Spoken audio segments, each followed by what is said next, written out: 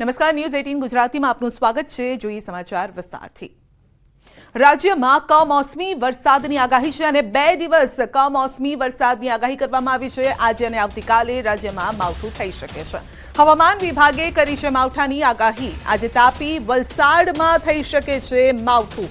બનાસકાંઠા, સાબરકાંઠામાં પણ થઈ શકે છે માવઠું। તો સૌરાષ્ટ્રમાં દ્વારકા, મોરબી, પોરબંદરમાં પણ માવઠાની આગાહી કરવામાં આવી છે। રાજકોટ, જૂનાગઢ, ગીર સોમનાથ, કચ્છમાં પણ માવઠાની આગાહી છે। સામાન્ય વરસાદ ત્યાં પણ થઈ શકે છે।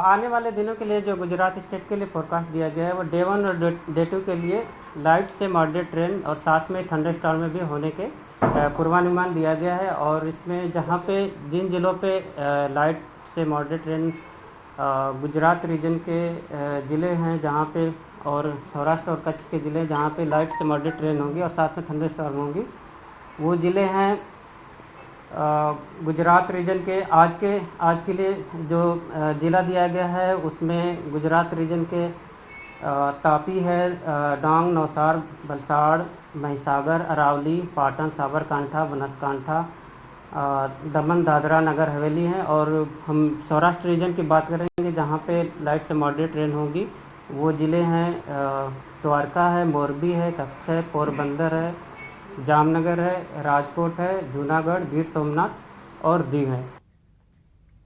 तो આવતીકાલે પણ કમોસમી વરસાદની આગાહી છે। ઉત્તર ગુજરાતના જિલ્લાઓમાં થઈ શકે છે માવઠું। વડોદરા, છોટા ઉદેપુરમાં માવઠાની શક્યતા છે। મોરબી, સુરેન્દ્રનગર, રાજકોટમાં પણ માવઠું થઈ શકે છે અને કચ્છમાં સામાન્યથી મધ્યમ વરસાદની આગાહી પણ કરવામાં આવી છે। डे 2 की बात करेंगे कल के लिए, जहाँ पे लाइट से मॉडरेट रेन होगी और साथ में थंडरस्टॉर्म में होंगे आइसोलेटेड प्लेसेस में। वो ज़िले हैं जहाँ पे मतलब रेन होने का पूर्वानुमान दिया गया है वो कल के लिए। वो ज़िले हैं बड़ोदरा है, छोटा उदयपुर है, और सौराष्ट्र रीजन के लिए कच्छ है, मोरबी, सुरेंद्रनगर, राजकोट, बोटा, अमरेली, भावनगर, और जो नॉर्थ गुजरात के हैं वो सारे ज़िले कल के लिए खबर हैं जिसमें लाइट से मॉडरेट थंडरस्टॉर्म होंगे। कल के लिए जो फोरकास्ट दिया गया है उसमें अहमदाबाद और गांधीनगर में लाइट से मॉडरेट रेनफॉल होगी और साथ में थंडरस्टॉर्म भी होंगे। તો હવે એ પણ જાણી લો કે કયા કયા વિસ્તારમાં માવઠાની શક્યતા છે। ખાસ કરીને જો આજની વાત કરીએ તો આજે વરસાદ ક્યાં ક્યાં થઈ શકે છે। ગુજરાતનો આ મેપ છે અને મેપમાં જે આપ જોઈ શકો છો કે ઉત્તરથી લઈ અને દક્ષિણ સુધી આગાહી છે। કચ્છથી લઈ અને સૌરાષ્ટ્રનો કોસ્ટલ વિસ્તાર છે ત્યાં આ આગાહી કરવામાં આવી છે। અને આજનો જે વરસાદ છે તો બનાસકાંઠા, સાબરકાંઠા, અરવલ્લી, મહીસાગર, દાહોદ, તાપી, નવસારી, વલસાડ, દમણ, દાદરા, નગર હવેલી, આ સાથે જ પાટણ, કચ્છ, મોરબી, જામનગર, દેવભૂમિ, દ્વારકા, પોરબંદર, રાજકોટ, જૂનાગઢ અને ગીર સોમનાથમાં આ શક્યતા છે। જો કે આના પહેલા જ કેટલાક વિસ્તારોમાં વરસાદ પણ થઈ ચૂક્યો છે। આ વાત થઈ આજની। હવે આવતીકાલે કયા વિસ્તારમાં વરસાદ થઈ શકે છે અને જો આપનો વિસ્તાર છે અને ખેડૂત છો આપ તો આપનો પાક જો વાઢીને રાખ્યો છે તો યોગ્ય જગ્યાએ મૂકી દેજો, નહીતર પછી કહેતા નહીં કે પછી પાક બરબાદ થઈ ગયો। કારણ કે બનાસકાંઠા, સાબરકાંઠા, અરવલ્લી, પાટણ, કચ્છ, મોરબી, સુરેન્દ્રનગર, બોટાદ, રાજકોટ, ભાવનગર, અમરેલી, ગીર સોમનાથ, વડોદરા અને છોટા ઉદેપુરમાં આવતીકાલે વરસાદની આગાહી કરવામાં આવી છે। તો કમોસમી આ વરસાદ છે જે ખેડૂતો પર આફત બનીને વરસી શકે છે। આગળ વધીએ। સુરતમાં રોગચાળો વકર્યો છે। સચિનમાં ઝાડા ઉલટી બાદ 4 વર્ષીય બાળકીનું મોત થયું છે। એક જ દિવસના ઝાડા ઉલટી બાદ બાળકીનું મોત થયું છે અને પરિવારમાં પણ શોકનો માહોલ છે। પોલીસે મૃતદેહને પોસ્ટમોર્ટમ માટે મોકલ્યો છે।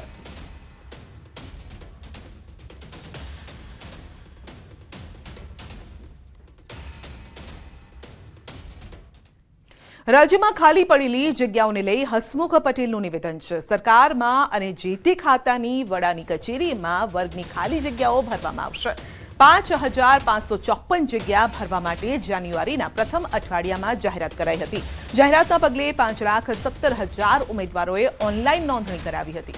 1 એપ્રિલથી સ્ક્રીનિંગ ટેસ્ટ પણ શરૂ થશે અને દરરોજ 4 સીટમાં પરીક્ષા લેવાશે।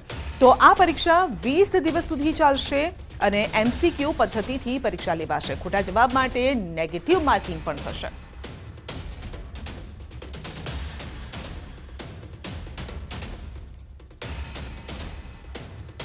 જે ગ્રુપ અને ગ્રુપ બેની 5554 જગ્યાઓ ભરવા માટેની જે ભરતી પ્રક્રિયા છે એની પ્રથમ તબક્કાની પ્રાથમિક પરીક્ષા જેને કહી શકાય કે જે સ્ક્રીનિંગ ટેસ્ટ છે તે ટેસ્ટ જે પરીક્ષા છે કોમ્પ્યુટર બેઝ એક્ઝામ છે તે એપ્રિલ મહિનાની 1લી તારીખથી શરૂ થશે અને આ પરીક્ષા 20 દિવસ સુધી ચાલશે।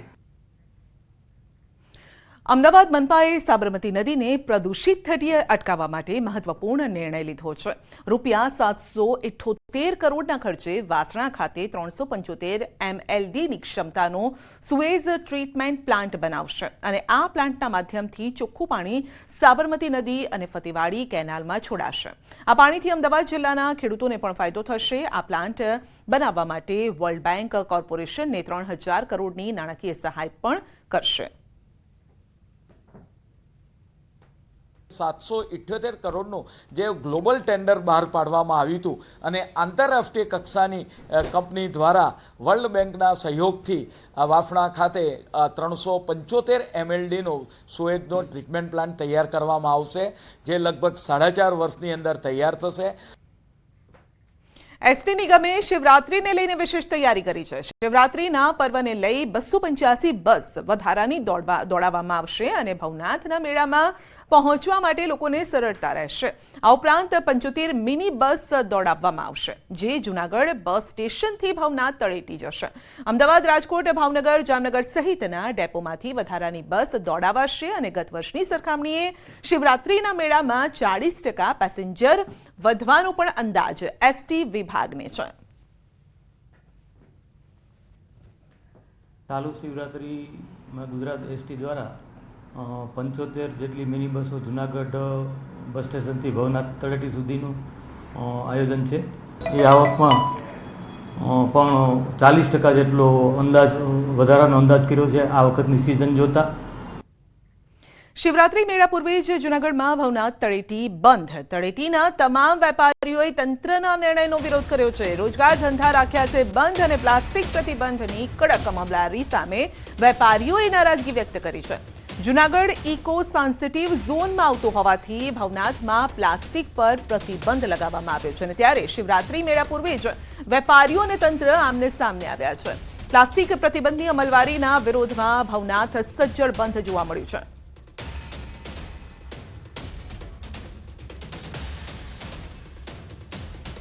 આજે અમે બધા ભેગા થઈને એક સંમેલન કર્યું છે કે સરકારશ્રીને અમારું નમ્ર અપીલ છે કે જે આ વસ્તુ છે અમે પ્લાસ્ટિક પણ અમે પણ પ્રતિબંધ જ કરીએ છીએ, જો કે અમે જબલા દેતા નથી અને અમે પ્લાસ્ટિકની એવી કોઈ પણ વસ્તુ પણ એવી વેચતા નથી, પણ જે વસ્તુ ઉપરથી પેકિંગ થઈ ગયેલી આવે છે તે ખોલીને વેચીએ તો એ માલ બગડી શકે છે અને અત્યારે આ તાત્કાલિક નોટિસના કારણે જે લોકોએ લાખોનો માલ ભરી લીધો છે મેળામાં દર વર્ષે ભરતા હોય તે લોકો પ્લાસ્ટિક સાથે માલ ભર્યો હોય તે લોકોનું શું?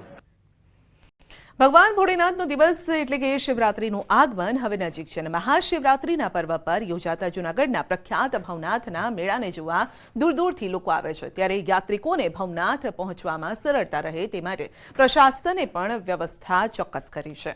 પ્રશાસન પણ કામગીરીમાં લાગ્યું છે અને આ વખતે શિવરાત્રીનો મેળો ડિજિટલ બન્યો છે। શહેરના 7 વિસ્તારમાં લગાવાયેલા બેનરમાં QR કોડ લગાવવામાં આવ્યા છે અને આ QR કોડ સ્કેન કરવાથી મેળાનો રૂટ તેમજ police control room, medical camp, શૌચાલય સહિતની વિગતો યાત્રિકો જાણી શકશે।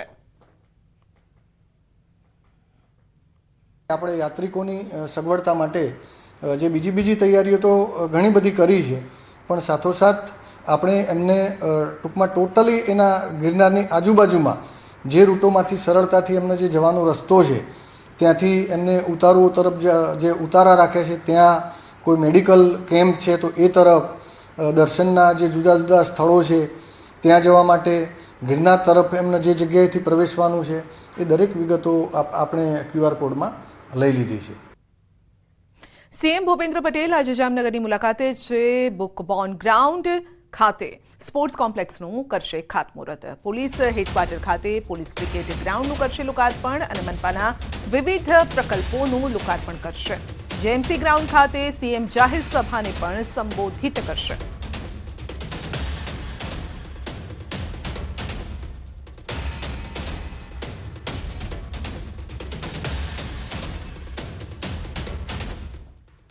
બોટાદ નગરપાલિકાના ચીફ ઓફિસર પર હુમલો થયો છે. આમ આદમી પાર્ટીના શહેર પ્રમુખ સહિત મહિલાઓના ટોળા સામે ચીફ ઓફિસરે ફરિયાદ નોંધાવી છે. રોડ તેમજ પાણી મામલે રજૂઆત કરવા ગયેલી મહિલાઓની ચીફ ઓફિસર પર ભ્રષ્ટાચારનો આરોપ લગાવી અને બોલાચાલી કરી હતી. જે દરમિયાન ચીફ ઓફિસરે પોતાના પર હુમલો થયો હોવાનો દાવો કર્યો છે. બોટાદ શહેર પોલીસે હાલ ફરિયાદ નોંધી વધુ તપાસ હાથ ધરી છે. અમે કંઈ સાહેબને કીધું નથી. અમે રજૂઆત કરી છે. સાહેબે મને એવું કીધું કે મારો મોબાઈલ શહેર પ્રમુખ લઈ ગયા. મારી પાસે મોબાઈલ મારો પોતાનો છે.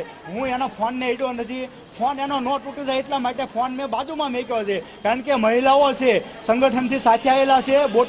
અને બોટાદની મહિલા એટલા બધા આ ચીફ ઓફિસરથી કંટાળી ગયા છે. પોતે ભ્રષ્ટાચારી છે. અમારી રજૂઆત પાણી પેલા આપે પછી રોડ બનાવીને ગટર સાફ કરી દે. અમને ફાયરિંગની જરૂર છે. પાણી માટેના ગટરને રોડને ખોદીને રાખ્યું તે માટે આવ્યા છીએ. સાહેબને રજૂઆત કરી. સાહેબના રૂમમાં ગયા તો સાહેબ કંઈ સાંભળતા નથી. આમ થયા બધી બૈરાના મોઢા જોવે છે અને દાંત કાઢે છે. બોલવા માંડ્યા તો કહેશે હું પોલીસને બોલાવીશ. એક વિસ્તારનું ટોળું થોડુંક ઇરાદાપૂર્વક કાળુભાઈ રાઠોડ, શૌકત અલી, બીજો કોઈ છોકરો હતો અને 3-4 મહિલાઓ ગણતરીપૂર્વક હુમલો કરેલો એની ફરિયાદ કરી છે. ખેડાના નડિયાદમાં બજારમાં જોખમી સ્ટન્ટનો વિડીયો વાયરલ થયો છે. બસ સ્ટેન્ડથી સંતરામ રોડ પર પૂરપાટ કાર હંકારી સ્ટન્ટનો વિડીયો વાયરલ થયો છે. ચાલતી કારમાંથી યુવક બહાર નીકળી સ્ટન્ટ કરતો જોવા મળ્યો છે. કાર પર નંબર પ્લેટની જગ્યાએ ઘાંઘોર પરિવાર ભરચક બજારમાં સ્ટન્ટ. ટ્રાફિક પોલીસની કામગીરી પર પણ સવાલ ઉભા થઈ રહ્યા છે. સંતરામ રોડ ટ્રાફિક પોલીસ ચોકીની સામે ટ્રાફિક પોઈન્ટ પાસેથી જ આ સ્ટન્ટ કરતી કાર પસાર થાય છે, પરંતુ કોઈની નજર તેના પર નથી પડતી અથવા તો તેના પર કોઈ કાર્યવાહી પણ નથી થતી, જેમાં યુવક જોખમી સ્ટન્ટ કરતો દેખાઈ રહ્યો છે. તો આપ જોઈ શકો છો કે રાતના સમયે ભર બજારે જ્યારે ટ્રાફિક પણ છે રસ્તા પર, લોકોની અવર જવર ચાલી રહી છે, તે સમયે જ આ સ્ટન્ટ કરી રહ્યો છે અને તેને જોનાર કોઈ નથી. ટ્રાફિક પોઈન્ટ પણ ત્યાં આવે છે અને તેમ છતાં કોઈ તેને રોકનાર નથી. કાર પર નંબર પ્લેટ પણ નથી જોવા મળી. હવે ટ્રાફિક પોલીસ કાર્યવાહી ક્યારે કરશે અને કેવી રીતે કરશે?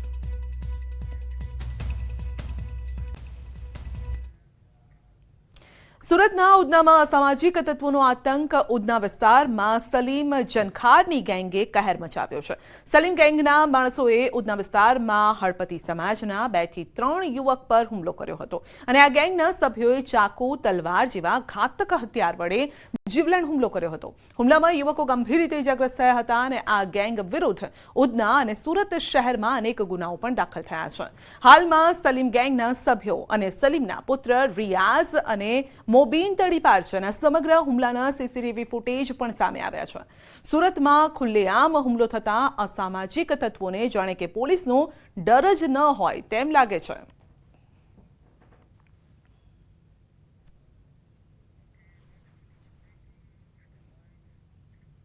તો રાજકોટમાં અકસ્માતનો બનાવ બન્યો છે જે સીસીટીવીમાં કેદ થયો છે. સહકાર રોડ ત્રિશુલ ચોકમાં બન્યો છે આ બનાવ અને પૂરપાટ ઝડપે આવતી કારે ગુમાવ્યો છે કાબુ. કારની ટક્કરથી 2 વિદ્યાર્થી પણ ઘાયલ થયા છે, જ્યારે કે એક વૃદ્ધનું સારવાર દરમિયાન મોત નીપજ્યું છે. પોલીસે આરોપીની અટકાયત કરી છે. પૂરપાટ દોડતી કારે બાઇક અને રાહદારીને ટક્કર મારી.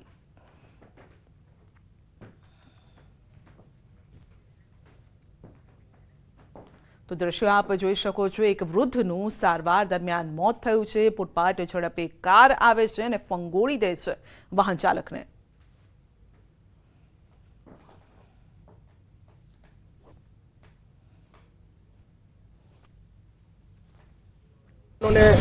ઈજા થયેલી છે, જેમાં એક કુમકુમબેન કરીને છે જે ગાર્ડી કોલેજમાં અભ્યાસ કરે છે અને અહીંયા વાહનની રાહ જોઈને બેઠા હતા. તો ટૂંકમાં એક વોકરવાળા નલિનભાઈ ડબુભાઈ સિદ્ધપુરાનું ઉડાડતા એનું ડેથ થયેલ છે. ગાડીનો નંબર મળી ગયેલ છે અને એના ઉપરથી આરોપી કોણ છે અને ગાડી કોની છે તેની શોધખોળ હાલમાં ચાલુ છે. સુરેન્દ્રનગરમાં લીંબડી અમદાવાદ હાઈવે પર ગમફાર અકસ્માત થયો છે. દેવપરાના પાટિયા પાસે ઇકો ગાડીનું ટાયર ફાટતા અકસ્માત સર્જાયો.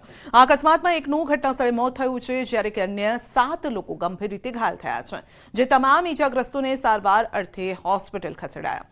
પોલીસે ઘટનાસ્થળે પહોંચી અને તપાસ પણ હાથ ધરી છે.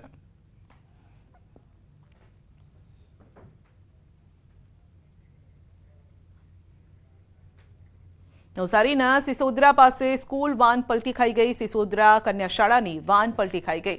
સ્કૂલ વાનમાં 10 વિદ્યાર્થીનીઓ હતી અને વાન પલટી જતા એકને સામાન્ય ઈજા થઈ છે. વાનનું એક્સેલ તૂટવાના કારણે અચાનક તે પલટી ખાઈ ગઈ.